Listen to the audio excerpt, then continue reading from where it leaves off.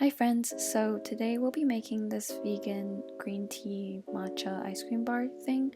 Not sure what I'm gonna name it yet, but it's super yummy, easy, and honestly really adorable. Here are all the ingredients you're going to need. You can pause on my beautiful face.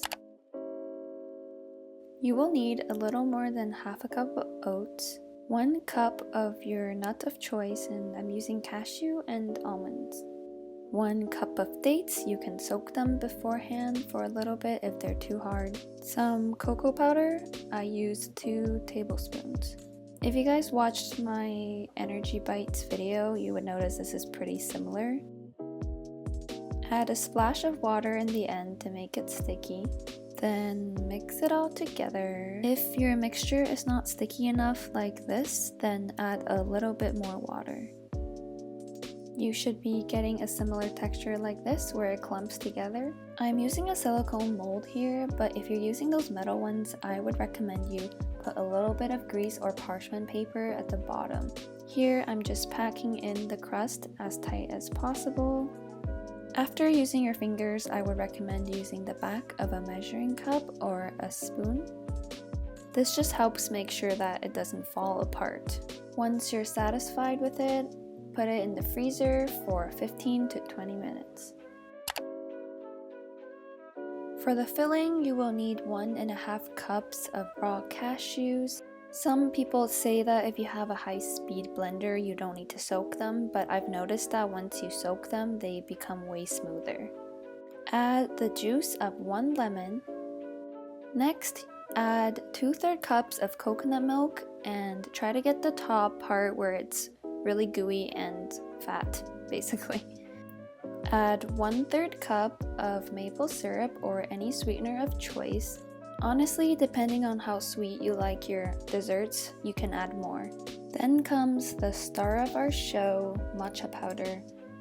If you want to sift it and be fancy, do it. If you want fancy matcha, do it. I just got this one from Costco and I put 2 to 3 tablespoons. In the finishing shots of my matcha bars, you'll notice that the green is kind of light. So I think if you put more matcha powder, it becomes a darker, richer green. Okay guys, this part was so sad. If you noticed in the beginning, I didn't even attach my blade. So I had to redo this whole freaking thing and dump it into a bowl. Then transfer the bowl back into the thing after I attached the blade. Yeah, let me know if you guys ever done this because I've done this multiple times. I thought I would show this part because honestly when I'm testing and making recipes, nothing is perfect. But yeah, just wanted to show you guys the realities of making food videos. Anyways, you mix it all together like so.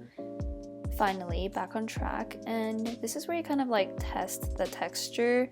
This was like not smooth enough for me, so I also taste tested here and made sure it was sweet enough and added more maple syrup and then mixed it again.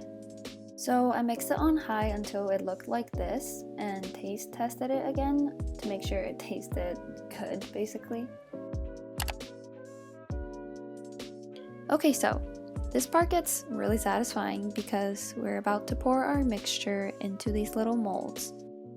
Ooh, look at that.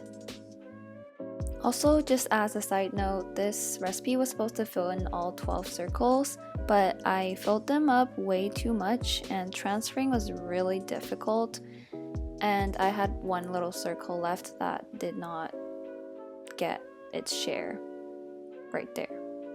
Also, you can get creative with the toppings or leave it as it is, but I added coconut shreds and cacao nibs to mine.